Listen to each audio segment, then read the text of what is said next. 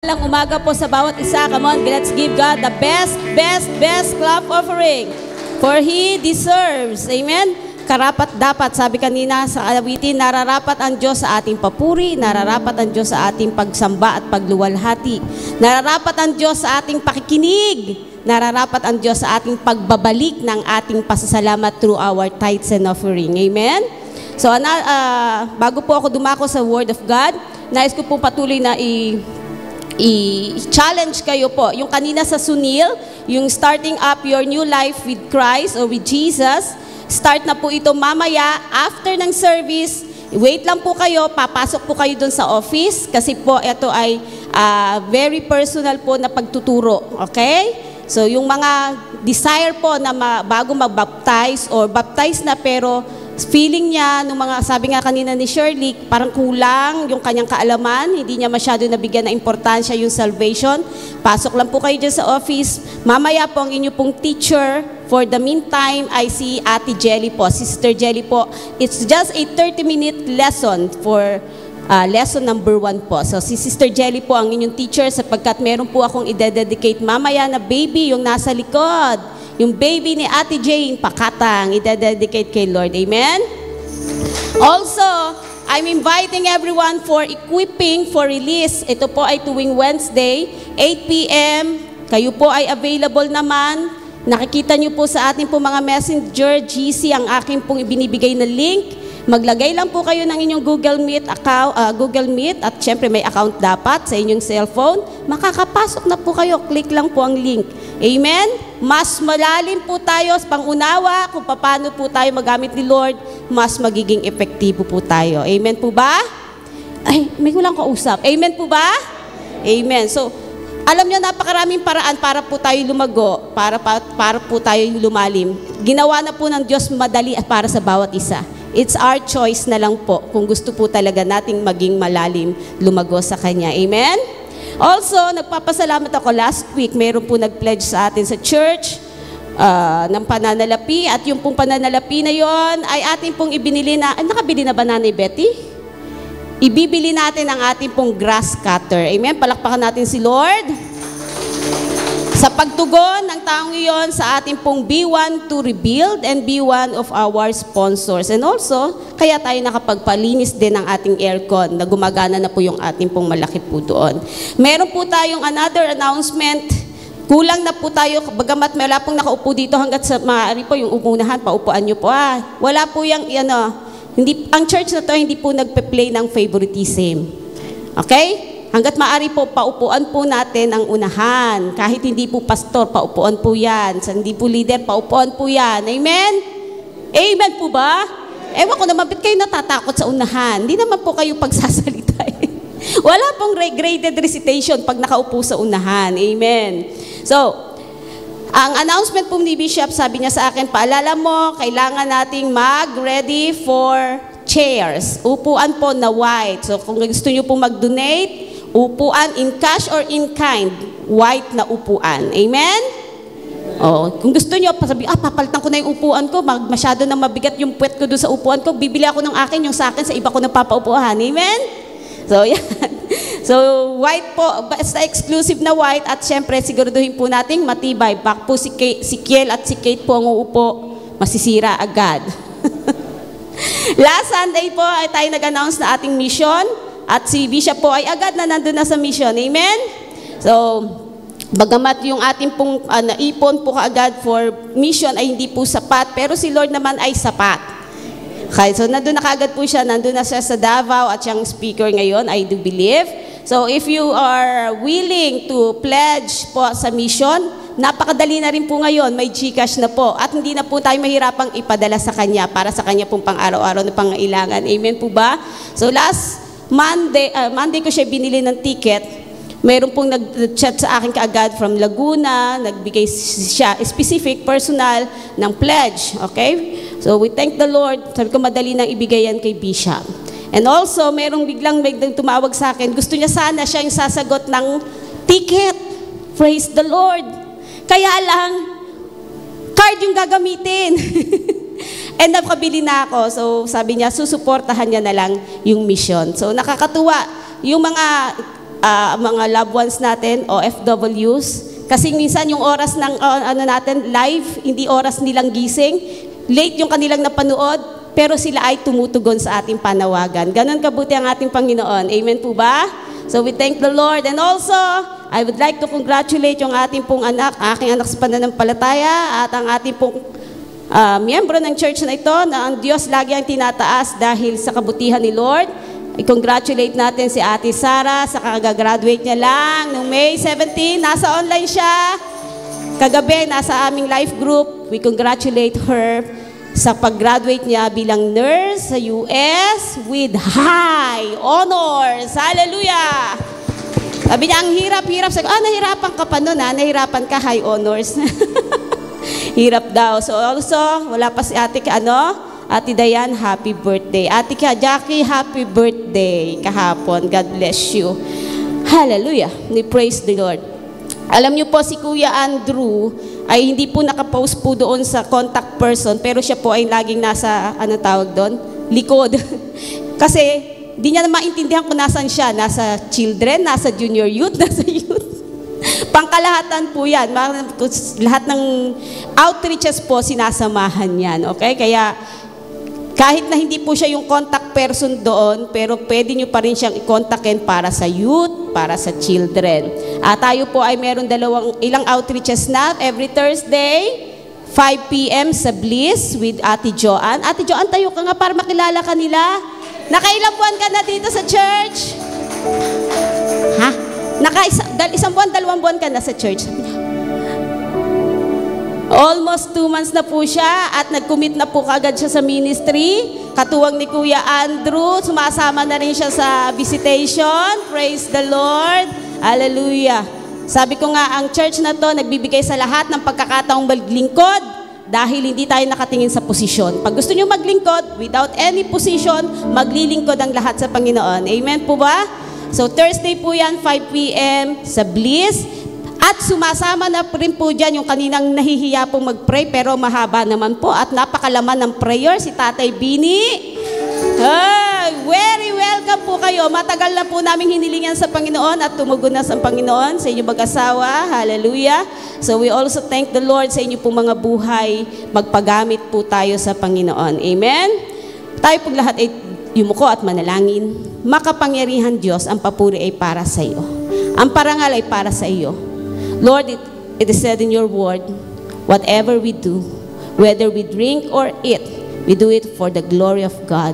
Sa umagang ito, sa aming pag-upo, sa aming pakikinig, walang matatapong salita mo, walang masasayang na salita mo, Panginoon. Ang lahat ay igagrasp ng puso, ng isipan, ng espiritu na yung mga anak, sapagkat ang lahat ay magbebenepisyo nito, Panginoon. Mangusap ka, Banal na Espiritu Santo, cover this place with your holy, most precious presence, and by the blood covering of our Lord Jesus Christ. Lord, speak, for we are all listening, and we are all willing to obey for us na maranasan ang iyong supernatural na favor and blessings. We honor you, Lord, in Jesus' name. Amen and amen. Praise the Lord. Hallelujah. Praise God. So sabi ko dyan, let us worship the Lord in the beauty of His holiness.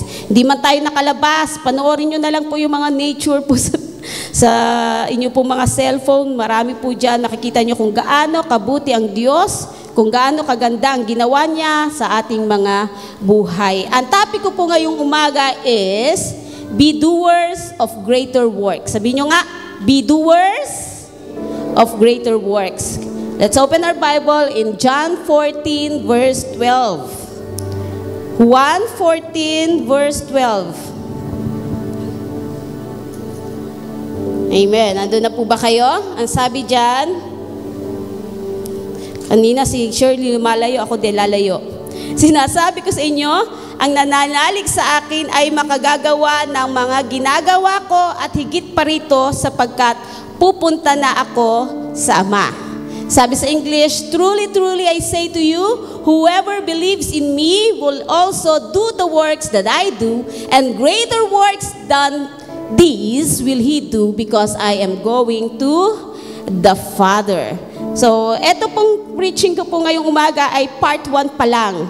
Ang part 2 po niyan ay sa susunod na ako po magpipreaching, verse 13 to 14. So, doon lang po tayo magfo-focus sa verse 12. Sabi diyan, truly, truly. Sa ibang translation, certainly. Amen? Very truly, sabi niya, I say to you, si Jesus po ang nagsasalita dito. Kung titingnan natin po yung background po nito, kung aakyat po kayo sa ibang mga verses, diyan nangyari yung si Jesus ay, anong tawag doon? Una ay tinanggap siya, di ba? Sa Jerusalem, pagpasok niya, siya ay kinilalang Panginoon. Pagkatapos sunod-sunod na yung preaching niya, tinukoy niya yung pagdidinay sa kanya ni Judas, even yung pagdidinay sa kanya ni Peter. Nandun din yung pagtuturo niya sa mga alagad na sinabi niya, you have to love one another. Tapos verse 1 ng John 14, nandun din yung pangako niya. Ano yung pangako?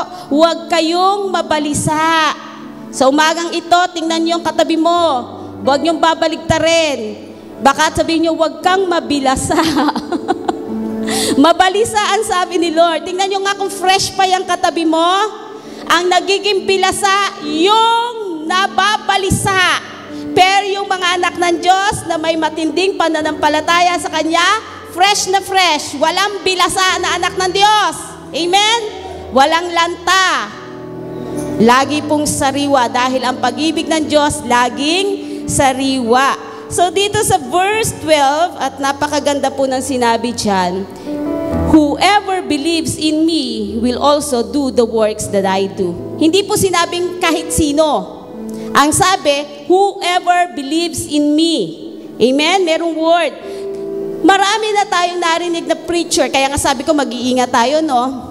Maraming nagpipreach o ginagamit po yung verse na to na dina-downplay o wina-water down ang salita ng Diyos for their benefits. O sabi, magagawa ko. Truly I say to you, whoever believes in me will also do the works. Magagawa ko yung ginagawa ni Kristo. So feeling niya, kayang-kaya niyang gawin, pero mayroong requirement, di ba? Whoever believes in me. Sabihin niyo nga, whoever believes in Jesus or in me, si Jesus yan.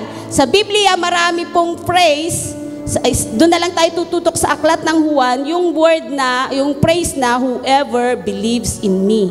Sabi sa John, sa aklat lang po tayo ng Juan, whoever believes in me shall never thirst. Whoever believes in me, out of his heart will flow rivers of living water. Whoever believes in me, though he die, yet he shall live. Whoever believes in me will not remain in darkness. Ang daming pangako sa pag ikaw ay naniwala, nanampalataya kay Kristo.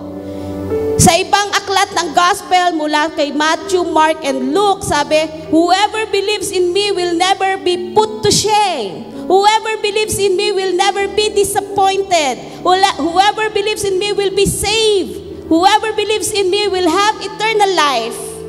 Amen? And whoever believes in me will never be condemned. Pero dito sa praise natin, ang sabi, whoever believes in me will also do the works that I do. Magagawa niya ang mga ginagawa ko o ginawa ko. Sinasabi ko sa inyo, ang nananalig sa akin ay mga makagagawa ng mga ginagawa ko. Nananampalataya po ba kayo kay Kristo? Gaano po ba kalaki ang inyong pananampalataya kay Kristo? So we do not water down this verse, but mas lalo nating nilalaliman, nilalawakan ano ang ibig sabihin ni Kristo pag tayo'y nanampalataya sa Kanya. And what are His works? Ano ba yung mga gawa ng ating Panginoong Hesukristo? Doon po muli tayo sa aklat ng Juan. Ano yung mga ginawa ni Kristo na alam natin, familiar tayo? Jesus has turned water into wine, the first miracle. Jesus has read the mind of a woman of Samaria, yung Samaritan woman, na nasabi niya na, oo, wala kang asawa kasi lahat yan. Yung kinahuli mong asawa, hindi mo siya asawa, di ba? Jesus also has healed the official son. Jesus has healed the man crippled for 38 years. Jesus has fed the 5,000 men with 5 loaves and 2 fish, bukod pa doon sa 4,000. Jesus also had walked on water. Jesus had healed a man born blind, and he had raised Lazarus from the dead after 4 days in the grave. What else? Ano pa yung mga works ni Jesus? Jesus healed a woman bleeding for 12 years. Napakadami. Sabi dito,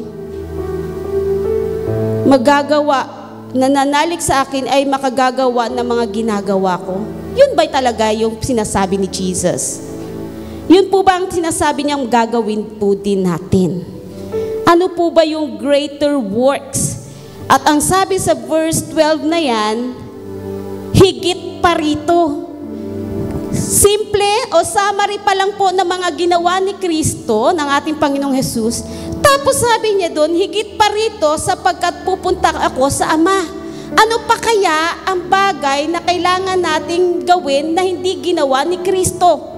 O kung tatanungin ko kayo bilang mga anak ng Diyos, alagad ni Kristo, alin na sa mga yan ang naksubukan mong gawin at ikaw ay nagtagumpay? Sabi niya yung mga nananalig, ibig sabihin kung hindi ko yung nagagawa, wala ba akong pananalig? Hello? Hindi ba ako nag-exercise ng aking faith kung hindi ko nagagawa ang nagawa ni Kristo? And greater than this, yung mga sample na yan, ay sabi higit pa dyan ang magagawa natin. Pero kahit isa dyan, wala pa akong nagawa. Lalo na yung bumuhay ng patay. Kahit nga patay na kuko, hindi ko mabuhay. Amen. So ano yung tinutukoy ni Jesus Christ? Kung yung ibig sabihin ng greater works ay lagpasan natin yung mga ginawa ni Kristo nung siya'y narito. Well, in fact, walang sino man sa kanyang apostol ang nakalagpas sa mga ginawa ng Panginoong Hesus. Kung gagamitin natin ito at i-exercise natin ito na sinabi ay, sinasabi ko sa inyo, ang nananalig sa akin ay makagagawa ng mga ginagawa ko at higit pa rito, ginagawa for their own benefits. In Jesus' name, in Jesus' name, in Jesus' name, by faith, by faith, by faith. And yet, walang nangyayari. May problema. Kasi ginawa mong mababaw yung salita ng Panginoon sa iyong buhay. Ano yung sinasabi ni Jesus Christ dito sa mga alagad? At ngayong umaga ay sinasabi sa buong CSF Church. Sa ating pong mga OFWs, sa ating pong mga loved ones na nakikinig ng salita ng Diyos. Kung pag-uusapan ang pagbuhay ng mga patay, Jesus on His ministry, 3 years ministry dito sa earth, ilang beses siyang nakabuhay ng patay. Sino nakakaalam? Si Jesus na nag-ministry siya dito sa earth, 3 beses siyang nakabuhay ng patay. The first one is yung anak ni Jairus. The second one is yung young man na nandun na sa Ataol, di ba? Tama ba? Na taga Nain. And the other one is si Lazarus. Kung sinabing greater than this, lalagpasan natin ang pagkabuhay ng 3. Peter, ilang beses nakabuhay ng patay si Peter? 1. Si Dorcas, si Tabitha. Si Paul, ilang beses nakabuhay ng patay si Paul? 1, si Eutychio, kasi nakatulog. Ba na makatagal mag-preach ni Pablo hanggang madaling araw ay dinahulog. Buti na lang, binuhay pa. Tingnan mo katabi mo, baka matulog. Gisingin mo na ng kurot. Amen? So kung ibig sabihin ng greater works than this is lagpasan ang ginawa ng Panginoon, walang makalalagpas. Yung mga apostles na puspos na nakapangyarihan ng banal na Espiritu Santo, isa lang ang nagawa. Nalagpasan ba? Hindi. So paano tayo ngayon? How about our generation today? How can we exercise these greater works na tinutukoy? Ano po ba yung greater works na yan? And how to be doers of greater works? Kasi ang sabi niya ang sino man, sinasabi ko sa inyo, ang nananalig sa akin ay makagagawa ng mga ginagawa ko. So be doers. How to be doers of greater works? The first condition is believe in Him. Manampalataya sa tayo Kristo, sa ating Panginoong Jesus. Nananampalataya naman ako eh. Wala namang magsasabi sa inyo hindi siya nananampalataya. The fact na nandito kayo sa church, nananampalataya kayo kay Kristo. Pero gaano kalalim? Gaano kalago? Gaano kalaki ang inyong pananampalataya kay Kristo? Gaano nyo ine-exercise ito araw-araw? Gaano nyo nilalakaran ang inyong pananampalataya? Paano nyo po ginagamit ang inyong pananampalataya sa inyong pang-araw-araw na buhay? Whoever believes in me. So the first condition is to believe in Him. When we say believe in the Lord Jesus Christ, sa Greek word, it means to give your life over to Jesus. Bigay mo ng buong-buo ang iyong sarili. Walang kang itinitira sa iyong sarili. O itong 1/4 ng buhay ko, ako maghahari. Ako magte-take control. Ako ang take charge. When you say, I am believing in you, Lord, 100% yung pagtitiwala mo ibinibigay sa Diyos. Yung buong buhay mo, ibinibigay mo sa Diyos. Amen po ba? Yun po ang ibig sabihin ng believing in Him. Also, ibig sabihin din ito is to entrust your life to Him, throwing your life upon Jesus. Isinuko mo na, ibinigay mo na, isinurrender mo na. Ipinagkatiwala mo ng buong buo and obeying Him or obeying Jesus with no hesitation. Walang pagdududa, walang pag-alinlangan. Yun ang ibig sabihin to believe. Kapag ang believe ay nasamahan ng doubt, hindi na po yan pananampalataya. O kaya may sinasabing little faith, lack of faith. Amen po ba? Naiintindihan po? The first condition is to believe in the Lord Jesus Christ. Now, ano po yung reasons natin? What are the 3 reasons why we should believe in the concepts of greater works? Bakit tayo mananampalataya? Dito sa sinasabi ng Panginoong Hesukristo, sinasabi ko sa inyo, ang nananalig sa akin ay makagagawa ng mga ginagawa ko. Napakasarap pong gawin ang ginawa ng ating Panginoon.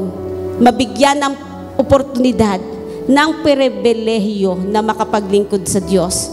Amen po. So how to be? What are the 3 reasons? Bakit po tayo maniniwala sa konsepto ng greater works? Higit pa sapagkat number 1, si Kristo mismo ang nagsabi nito. Sa ibang Bible po, translation yan, kung NIV yan, naka-red. Ibig sabihin, from the mouth of the Lord Jesus Christ.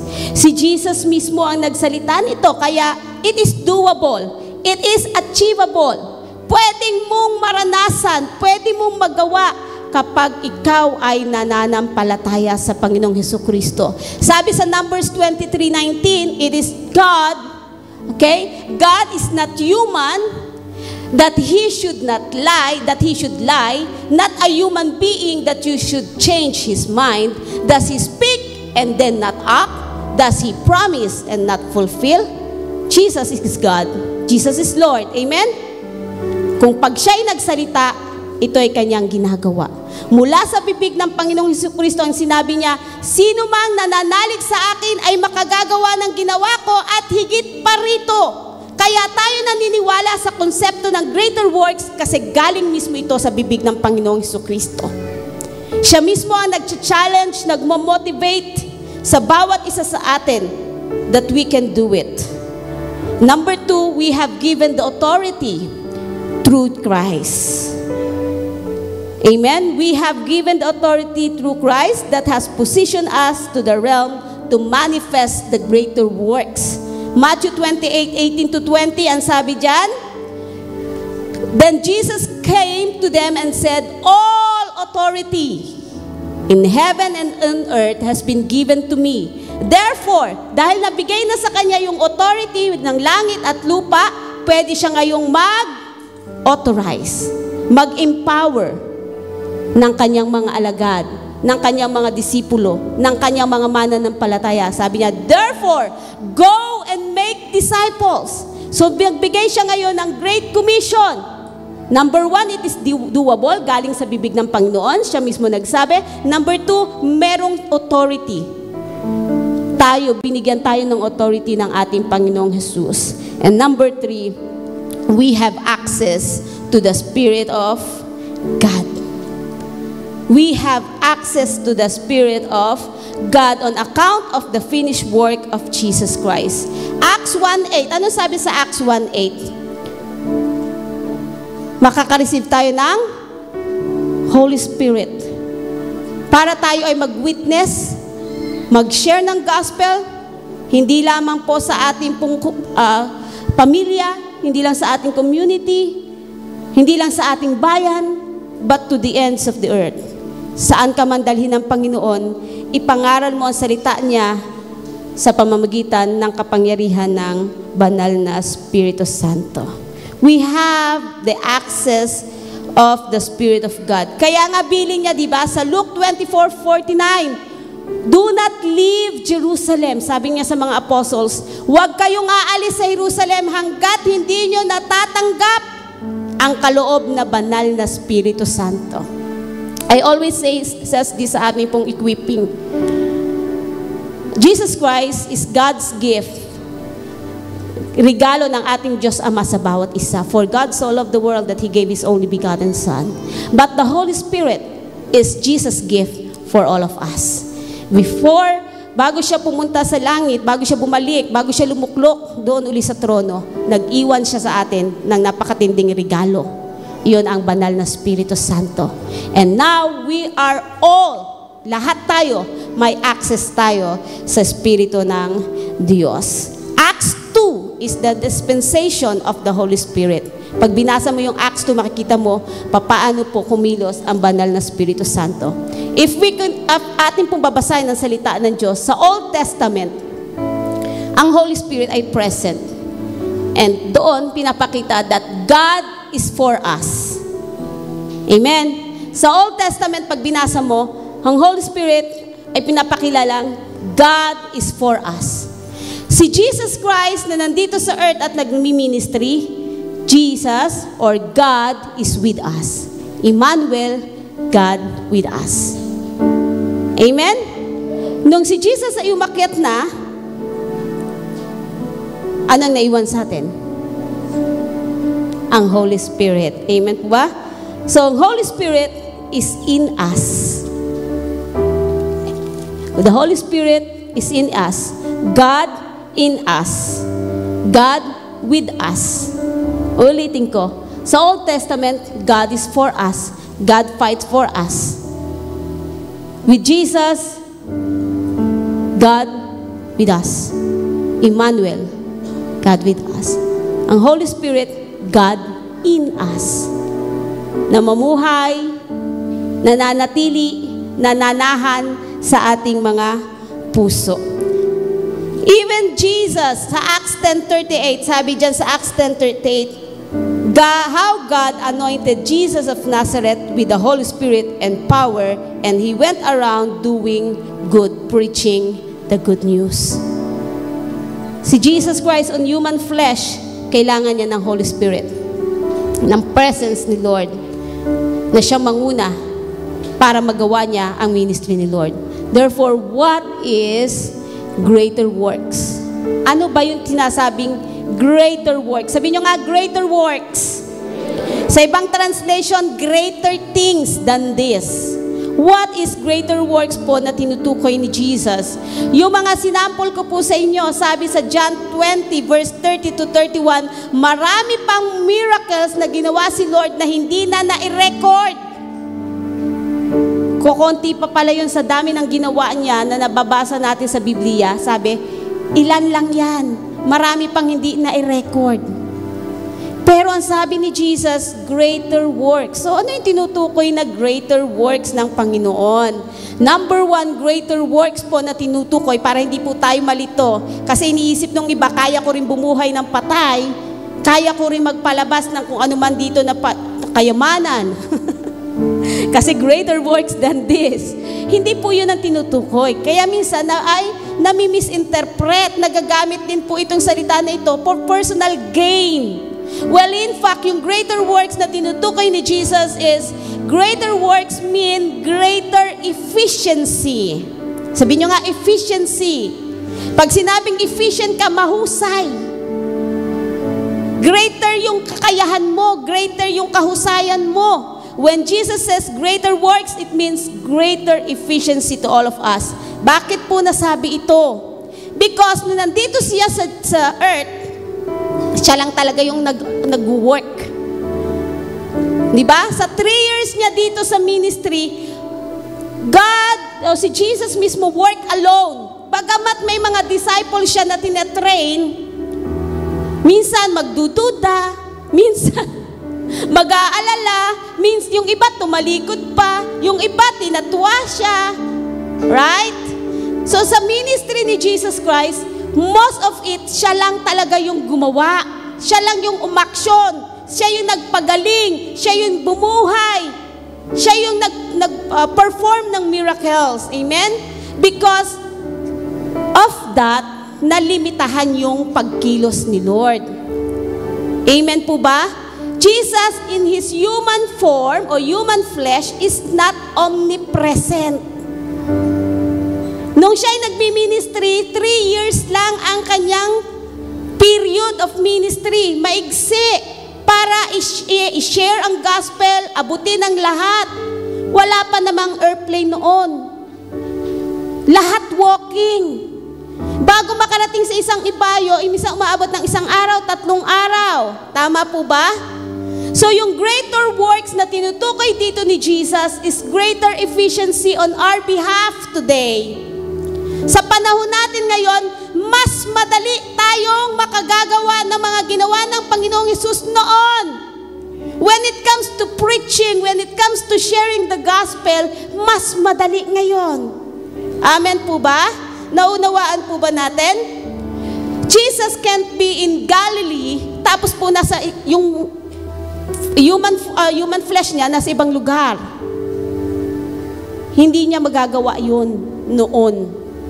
Amen? But now, sa oras na ito, sa panahon natin, it has been prophesied on Joel 2 verse 28. Afterward, I will pour out my spirit on all people. To those who believe, they will receive the spirit of the Lord. Anong gagawin kapag may spirito ni Lord? And sabi, they will prophesy. Sons and daughters will prophesy. Ibig sabihin, mag-share ng word.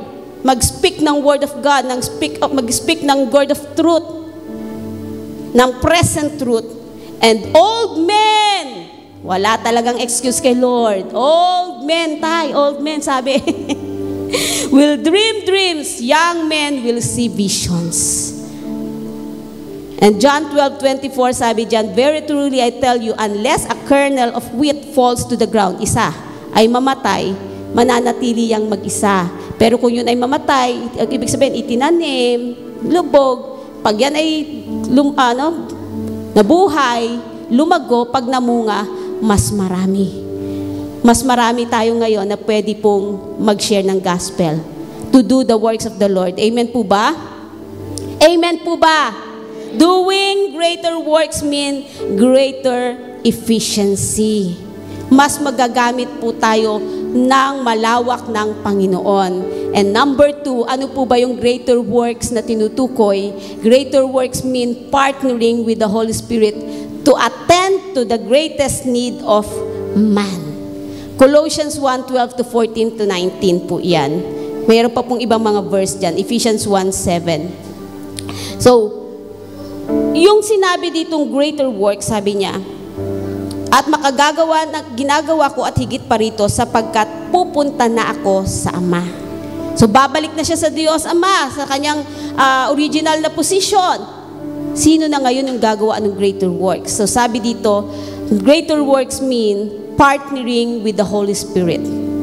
Hindi niya tayo iniwang mag-isa, sinamahan tayo ng banal na Espiritu Santo to attend to the greatest need of man, bearing witness to the truth. You know, maraming ginawang miracle ang Panginoon, ang ating Panginoong Hesus. Pero isang bagay ang hindi niya pwedeng gawin na hindi, nung time na nandito siya, it is to reconcile men with God. Kasi ang reconciliation kailangan ng shedding of His blood. Kailangan niya munang mamatay, i-offer ang kanyang buhay para i-reconcile ang tao sa Diyos. Kaya kahit na lahat ng mga miracles ng ginawa ng Panginoon, lahat yon sa salita niya. Diba? Yung dahil sa pananampalataya mo, pinatawad ka sa kasalanan mo, ikaw ay gagaling. Lahat yon ginagamit ng Panginoon, salita niya, word niya. Pero pagdating dito sa ministry of reconciliation, kailangan niya munang mamatay. Kailangan munang dumanak, bumuhos ang kanyang dugo para mangyari yung reconciliation sa atin. Habang buhay siya, hindi magre-reconcile ang tao at ang Diyos. For the wages of sin is death. Kailangan may mamatay. Kailangan may magbuhos ng dugo para mabayaran ang kasalanan. Kaya habang nandito si Jesus, nakakapag-perform ng miracle, isang bagay ang hindi niya nagawa ng mga alagad. At tayo ngayon ang dapat gumawa. Kaya greater works than this. Amen po ba? Amen, naiintindihan niyo po ba? Kaya nung siya ay napako sa krus, dumanak yung kanyang dugo, at pagkatapos ay nag-ascend na siya sa heaven, ang reconciliation naging possible. Amen po ba? Ang reconciliation ay naging posible sa bawat isa. Tayo ngayon ay pwede nang makipagkasundo sa Diyos. Kaya tayo ngayon ang inaasahan ng Diyos na mga ngaral magbabahagi na ipagkasundo ang lahat ng tao sa Diyos. Greater works mean partnering with the Holy Spirit. Amen po ba? Naiintindihan po ba natin? We need to be reconciled to Jesus once we accept Him as our Lord and Savior. If you will read 2 Corinthians 5:18 to 19, basahin po natin. 2 Corinthians 5:18 to 19.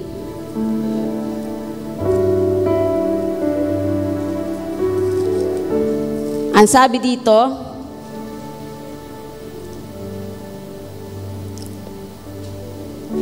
ang Diyos ang gumawa ng lahat ng ito. Sa pamamagitan ni Kristo, binilang niya akong kaibigan at di nakaaway, at hinirang niya ako upang panumbalikin sa Kanya ang mga ito.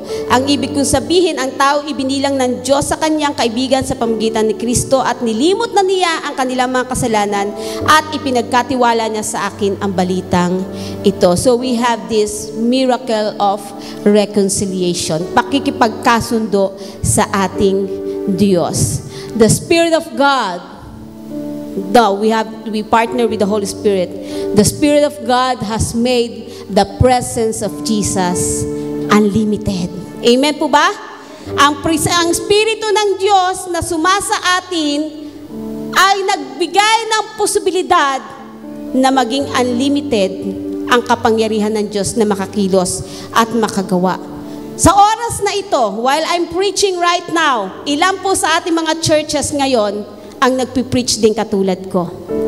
7. Kasi 8 na po tayo. 8 na po ang CSF. So 7 pastor, 7 preacher sa oras na to ang nagpipreach ng gospel sa oras na ito. Amen? Sa Tansa, ilang pong church ang nagpipreach sa umagang ito? Sa Cavite kaya? Ilang kayang pastor sa oras na to ang nagpipreach ng gospel? Sa Pilipinas, sa buong mundo, ilan po kayang panggagawa, lingkod ng Diyos ang naghahayag ng salita ng Diyos sa araw at oras na ito? The Spirit of God has made the presence of Jesus unlimited. Amen? One Jesus. We're preaching one Jesus, but there are many witnesses. Amen po ba? Isang Diyos ang ating itinataas, isang Diyos ang ating ipinuproklama, pero marami ang nagtataglay ng kapangyarihan niya. The Holy Spirit, the Spirit of God, made the presence of Jesus unlimited for all. Kaya naging greater works. Nung time ni Jesus, 3 years, maliit, limitado. Yung location, mahirap marating. But now, because of this technology, online streaming, kahit sino maaabot ng salita ng Diyos. That is greater works. Wala akong kakayahan, mahiyain ako. Pwede ka mag one-on-one. Hindi mo kayang mag-mass evangelism, pwede kang mag-isa-isa. Personal. Amen? You can do outreaches. Kung kami man po ay nasa online, si Bishop ay nasa Tuesday online, pero po sa Tuesday ako po ang hawak. Nasa mission siya. Wednesday nasa online, Thursday nasa online. Meron pong hindi nasa online.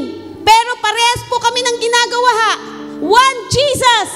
But we're witnesses with the power of the Holy Ghost. Mandated and anointed to bear witness to the light. That's greater works mean. Hindi ako lang, hindi siya lang, hindi isa lang. Lahat tayo na naniniwala sa Kanya can do greater works than this if you're willing to partner with the Holy Spirit. Amen po ba? If you are willing, if you want to. Ang church na to, binibigyan kayo lahat ng kalayaang maglingkod sa Diyos. Gamitin ang lahat ng kakayahan na ipinagkaloob ng Panginoon for His greater glory. Do the works of the Lord, greater works than this. You can do outreaches, you can do life group, you can do one-on-one evangelism, you can do online discipleship. Maraming paraan to partner with the Holy Spirit and do the greater works of the Lord Jesus Christ. Amen? Hindi ko man magawa na makapagpalayas ng demonyo, pero itong taong ito, na bagsak ang kanyang damdamin, ang kanyang spirito ay nakakilala sa Diyos, nagtiwala sa Diyos. Parehas lang kami ng ginawa para sa kapurihan ng Panginoon. Ako o siya na nagpalayas ng demonyo, o ako na ipakilala ko ang Panginoon at nagkaroon siya ng pag-asa, parehas lang kami ng ginawa. Amen? Hindi man kayo makapagpakain ng 5,000, pero nakapagpakain kayo ng 2, 3, nagsuporta kayo sa outreaches, parehas lang po yun. Ang mahalaga po, you partner with the Holy Spirit. Amen po ba? Hindi nyo man kayang gawin yung ginagawa ni Bishop na pumunta, mag-mission, o ng mga famous na mga men of God na tumatayo po sa harapan para mangharal. Pero ikaw naman po ay nag-sponsor, ikaw naman po ay nagsusupport sa lahat ng mission, parehas lang pong greater works yun. Amen? Because you're partnering with the works of the Holy Spirit. Hindi po itong verse na ito ay hindi po personal pang sarili lamang. Para po magbenepisyo po tayo ng pagka tayo nanalangin dahil naniwala ako gagawin ng Diyos ito para sa akin. Malalim po ang verse na ito na ibinibili ng Panginoon sa kanyang mga alagad at ngayong araw na ito ay binibilin sa CSF Church. It's time for us to rise up. It's time for us to be doers of His work. Sinong gagawa niyan kung hindi ka gagawa? Sinong gagawa niyan kung hindi tayo kikilos? Amen po ba? So what is the ultimate goal of these greater works? Anong dahilan? Anong pinaka-ultimate na layunin? Bakit kailangan tayong makipartner sa Holy Spirit and do these greater works? Sabi dyan, that the knowledge of the glory of God fills the earth, entire earth, drawing many to Jesus. Many. Pag tayong lahat ay nakipartner sa Holy Spirit, doing the works of the Lord Jesus Christ, marami ang makababatid, marami ang makakaalam ng kaluwalhatian ng Diyos, marami ang kikilala, marami ang tatanggap, marami ang luluhod, marami ang magbabow down, marami ang sasamba sa ating tunay at makapangyarihang Diyos. That is the ultimate goal of greater works. Hindi para mag-perform tayo ng miracles ay para makilala. Mag-gain ng popularity. Hindi po yan ang ultimate goal ng greater works. Ang ultimate goal ng greater works is to draw men unto Jesus. Make Jesus known. Ang goal ng church na ito is ipakilala ng lubusan si Kristo sa malalim na kaparaanan. Not just Savior, but Lord and Savior of their lives. Amen po ba? Naiintindihan po ba ninyo? Habakuk 2 verse 14 says, "For the earth will be filled with the knowledge of the glory of the Lord as the waters covers the sea." When we say the glory of the Lord, ibig sabihin yan, the power of the Lord. When we say glory, the love of the Lord. When we say the glory of the Lord, the mercies of the Lord. When we say the glory of the Lord, it is the whole being of the Lord Jesus Christ. So, ibig sabihin yan, for the earth will be filled with the knowledge of the power of the Lord, of the mercy of the Lord, of the love of the Lord. Malaman ng tao na mayroong naghahabag sa kanya. Malaman ng buong tao na mayroong masigit na makapangyarihan sa anumang kinalalagyan, anumang problema kanyang dinadala, anumang kabigatan meron siya. Merong mas makapangyarihang Diyos na nag-aalala sa iyo, nagmamahal sa iyo. Isaiah 40 verse 5, "And the glory of the Lord will be revealed, and all the people will see it together, for the mouth of the Lord has spoken."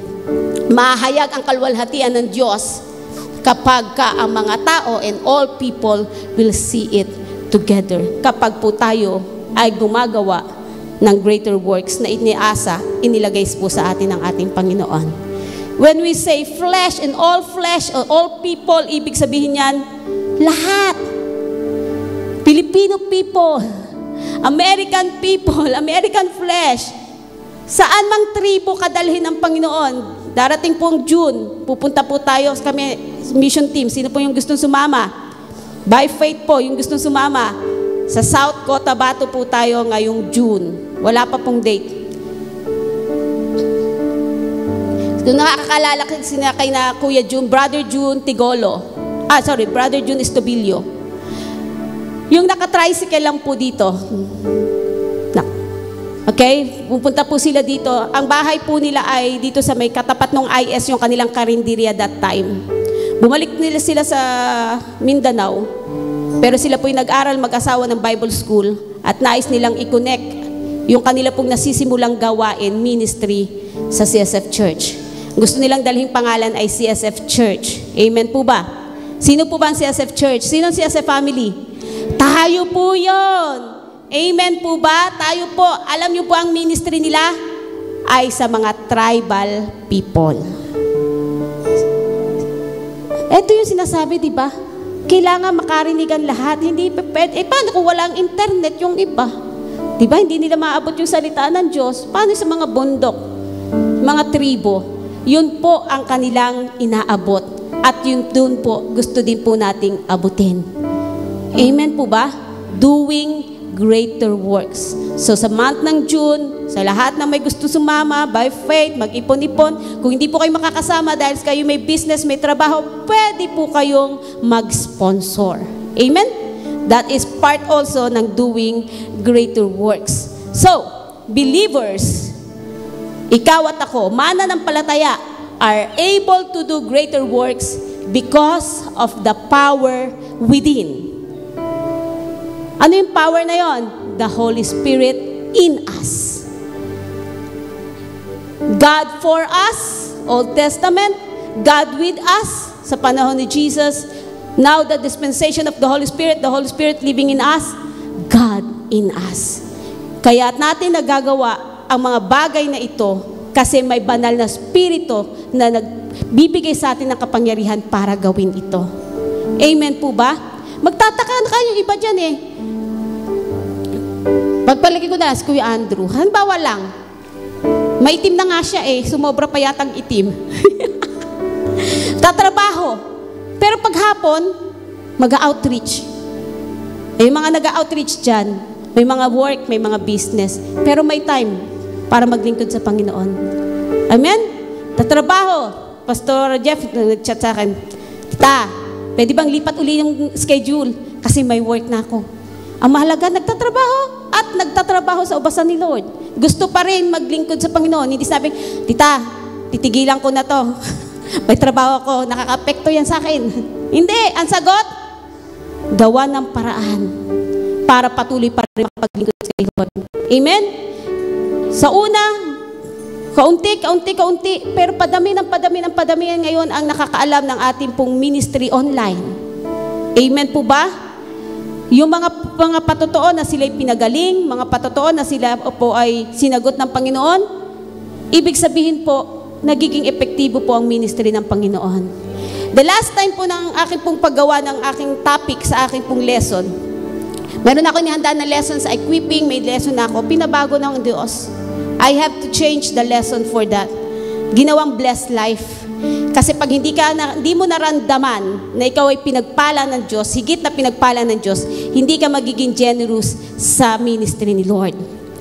Ang lagi mong isipin yung pansarili. Pero pag ramdam mo na ikaw ay pinagpala ni Lord, alam mo bakit ka pinagpala para sa kanyang kaluwalhatian at karangalan. Amen? So, I am emphasizing sa equipping po sa mga leaders, disciples, at sa mga gusto pa po magpaturo. We are blessed to be a blessings. This church is blessed to be a channel of His blessings sa iba. Amen? Amen po ba? So we are able to do greater works because of the power within. Take for example si Peter. Si Peter ba, nung kasama niya si Jesus, nakakapag-perform ng miracle? Hindi. Nakapag-perform siya ng miracle nung wala na si Jesus. Pero may power na nasa kanya. Kaya nung nag-preach siya, one preaching, 3,000 kaagad ang kumilala at nabaptize. Amen? There is power within. Mga anak ng Diyos, merong kapangyarihan siyang isinama sa iyo nung tinanggap mo ang Panginoon Jesucristo bilang Lord and Savior. Merong Holy Spirit dyan. Kilalanin mo naman yung Holy Spirit na nandyan. Partneran mo naman. Amen? For you to do greater works, kilalanin mo. Tahimik siya kasi hindi mo kinakausap. Kausapin mo yung Holy Spirit na nasa iyo, mangungusap siya sa iyo. Malalaman mo ang plano niya. Malalaman mo ang mga dakilang bagay na inihanda ng Diyos sa buhay mo kung kakausapin mo yung Holy Spirit na nasa iyo. The power within us is the Holy Spirit. Activate the Holy Spirit within you. Kaya ka talunan, kaya ka bagsak palagi, kasi hindi mo hinahayaang mag-activate yung Holy Spirit sa buhay mo. But if you allow Him, be partners with Him, mararanasan mo yung power na nasa iyo. May times na nanghihina ka, nanlulupaypay ka, pero yung power ng Holy Spirit nagpapalakas sa iyo. Minsan, dinidiscourage ka ng labas, ng kaaway, pero yung Holy Spirit ini-encourage ka, ini-empower ka. Minsan walang-wala ka na, pero nandyan, bubuhos ang pagpapala ng Panginoon. Kasi activated ang Holy Spirit sa iyo. Amen? Activated. Kaya yung mga tao puno-puno ng problema, pero masaya at nakakangiti pa rin, activated ang Holy Spirit sa buhay niya. So mga anak, you have to make the Holy Spirit activated. Be activated sa inyong pong mga buhay. What happened? Please press. So my prayer for today, sa oras na ito, may the Holy Spirit stir up yung ating pong mga heart. Amen? May the Holy Spirit stir up this present generation, lalo na mga kabataan po, to rise up and complete the task. Ito pong John 14:12, ay task po yan, to do greater works. Okay? Let us not resist. CSF Church, CSF family, let us not resist the assignment given to us. May we all have the opportunity, gaano man ikaw kabisi sa iyong pag-aaral, sa iyong work, may we find the opportunity na tayo po ay makapaglingkod sa Panginoon. To reach out more souls for Jesus and commit to the call entrusted to us. Kung ikaw man ay tinawag ni Lord na maging worshipers, worship the Lord with gladness. Kung ikaw man ay tinawag ni Lord maging kingdom financier of the ministry, of the mission, do it. Kung ikaw man ay tinawag na mag-preach, mag-share ng gospel, do it. Kung ikaw man ay tinawag mag-outreach, mag-evangelism, mag-mission, do it. For the greater glory of the Lord. Let us all be doers of His greater works. Amen? Because Christ's disciples, ikaw at ako, are guaranteed to receive the power of God to fulfill His will and do the works of the Lord Jesus Christ. Let's all rise and let's give God the best clap offering.